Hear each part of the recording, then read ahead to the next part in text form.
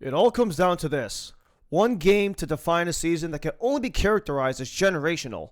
A journey that began an era of heartbreak. Game 7 in Philly that marked the start of 14 long years of suffering for Sabres hockey.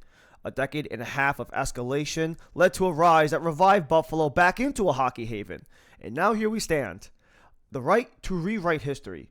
One win away from a return 19 years in the making in the Eastern Conference Final. Hello and welcome. I'm Ryan Lee and welcome back to Sabres Digest. All things Buffalo Sabres will be here on Sabres Digest. Latest news, updates, reactions, and more.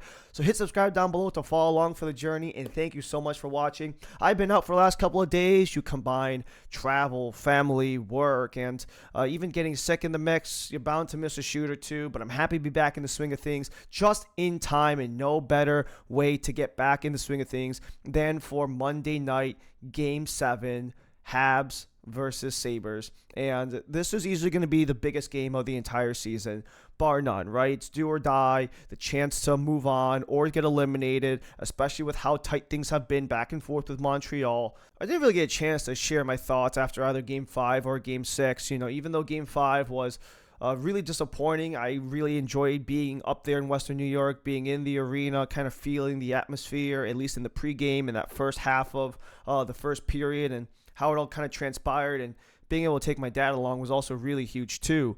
But it definitely seemed like there were a lot of things going wrong with Buffalo. There were maybe some moments where for whatever reason, they just kind of didn't have their best going after the 5-minute mark of the second period.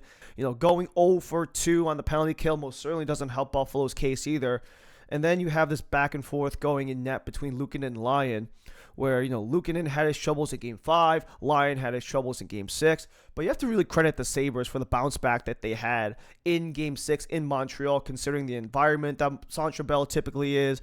The fact that not only does Rasmus Dahlin get the opening goal, but you have 3 straight after that from Montreal. Just to rattle off 7 straight between the end of the first and all the way to the end of the game is ridiculous enough in itself. But I think what this showed is that these two are so closely aligned with one another in terms of their philosophy, their skill set, what they do well, what they don't do well. They both generate chances off the rush. They both are really strong on special teams. They both have goaltending that maybe is not within that $10 million per year realm, but they have really solid goaltending. They can do the job, but because of that, they also might have games where things don't necessarily go well, like Game 6 especially, where we had the rare double goalie pull. But it's also really nice to see some of the big dogs step up, especially in Game 6. Backs up against the wall, really a do-or-die situation for the Sabres.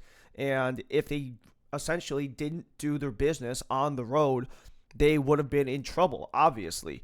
But they did, and they're trying to recreate some of that magic going into a very decisive Game 7, where if you really look at everything throughout this entire series, it's been pretty close to deadlocked through and through. Not only is everything tied up at 3, but also a lot of the primary metrics that you might utilize, your goal, shots on goal, XG, they've all just been so tightly congested and everything is just so even down the middle. You're talking about less than a goal differential per game, less than a shot differential per game, and even less than an XG differential per game. Like, these are all things that signify how tight this series has been.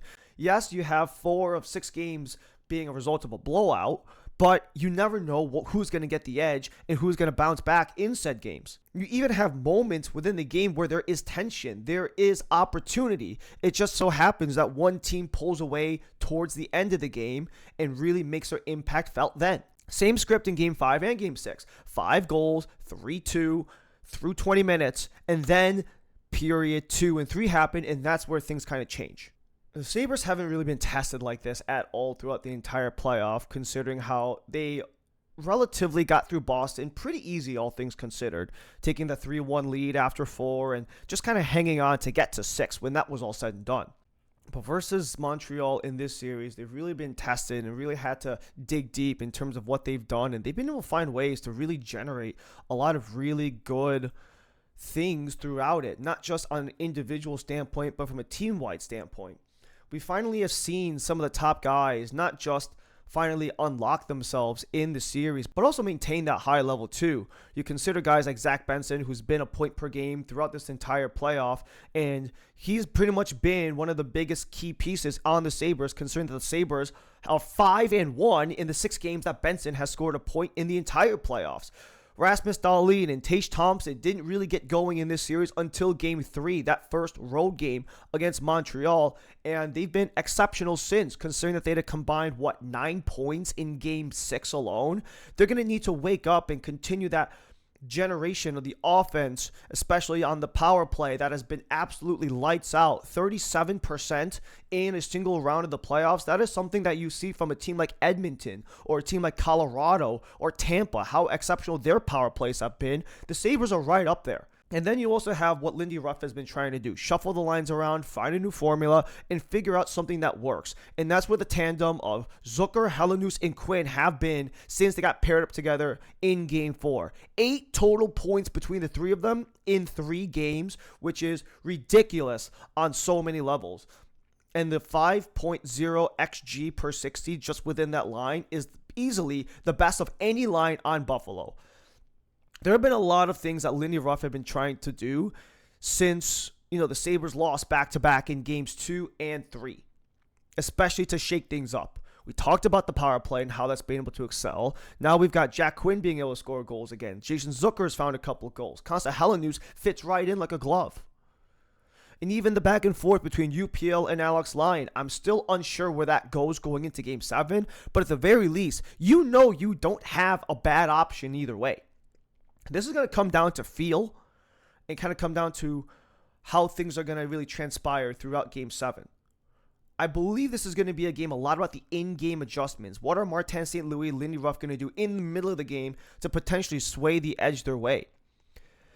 And we talked about experience, or rather inexperience for the Sabres, and Tage Thompson kind of echoed the sentiments that experience isn't really something that they focus about. It's not really something that matters. But in a Game 7 situation, it potentially could. And Montreal does have that experience, considering what they went through in Tampa last time out. They did beat Tampa 2-1 was all said and done, but that was also that fluky game where Montreal scored 2 goals on 9 shots on goal. Andrei Vasilevsky didn't have his best day, and if either UPL or Alex Lyon don't, who knows if that crazy flukiness can happen again.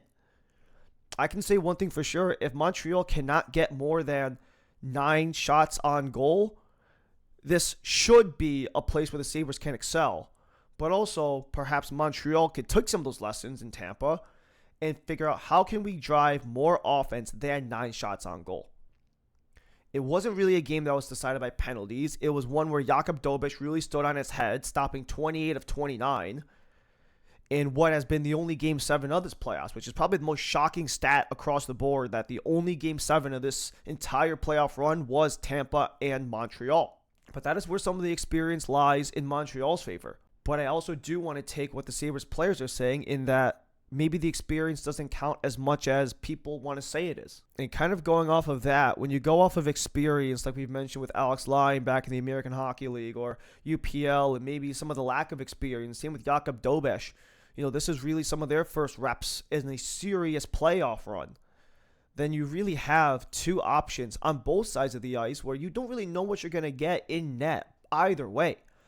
UPL's had his moments. Alex Lyon's been more consistent throughout the entire playoffs, even though UPL, I could argue, is a higher ceiling but a much lower floor.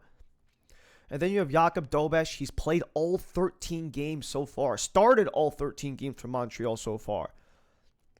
There's been rumors and speculation that maybe some of the fatigue and the workload on Jakub Dobeš has finally caught up to him 2 intense series later. 2 Game 7 series back-to-back later.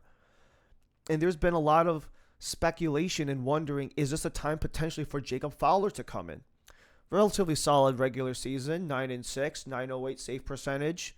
But it does peg the question: does Martin St. Louis continue to ride with Dobeš, who's been the better of the 2 goalies, even though the slimier of the 2 goalies, but that's a different discussion for a different day? Maybe Dobeš is just gas. Same goes on the Sabres side of things. Ukko-Pekka Luukkonen has been able to provide a lot more of the highs, has a lot more of those spectacular saves in his arsenal that could be needed in a playoff series. Very aggressive, especially coming out of his crease at times. Or you go with a guy like Alex Tuch. He sits back a little more, lets the play happen in front of him, and he kind of plays the game a lot more using his reads than he does with his athleticism or frame or natural ability. You really have options on both sides of this coin in terms of who's going to take the net that can shift things either way. And between Dobish and Fowler and Line and Luukkonen, there is really no definitive answer there, and you could argue that that could actually be in the benefit of either team. Because at the very least, you've seen a little bit of both goalies in Game 6. The Sabres saw a little bit of Fowler in that final 10 minutes or so. And the Habs have had the rotation of Luukkonen and Line back and forth. I'm sure whatever happens, the Sabres are going to want to show out at home. And they'll have to. Especially because of how dismal they've been at home throughout the entire playoff. If there's a place where they're going to be potentially eliminated or, having to basically clean out their lockers, I'm sure doing it at home in front of KeyBank Center is not going to be the way to go. Especially when you consider some of the strings that Lindy Ruff is trying to pull with his staff. Staying at a hotel, canceling morning skate, just get in, get dressed, and get ready to go. It's Game 7. Who knows what happens? No matter who walks away from this game, booking their trip to Raleigh, it'll be a well-deserved result at the end of the day.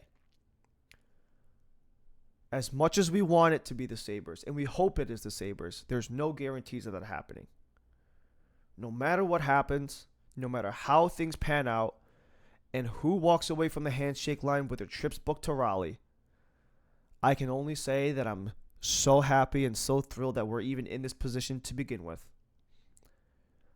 No matter how things pan out, I'm going to be grateful, I'm going to be happy, and I'm going to be so excited for what's to come. Whether if that's next season or even later this week. But before we get there, Monday night, Game 7, KeyBank Center. That'll do it for all of us here at Sabres Digest. Thank you so much for watching. For all things Buffalo Sabres, latest news, updates, reactions, and more, hit subscribe down below. And also feel free to comment your thoughts and opinions. I always love to read them. And I want to say thank you so much for following along. Have a good one. And as always, go Sabres.